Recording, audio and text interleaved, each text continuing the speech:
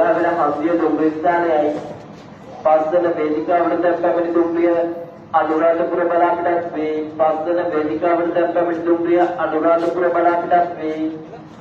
දුම්රිය නවත්වන්නේ කුරුණෑගල මහවහන්දිය. මහවහන්දියේ සිට අනුරාධපුර දක්වා ඇති සෑම දුම්රිය ස්ථානයකම නවත්වන ඇත.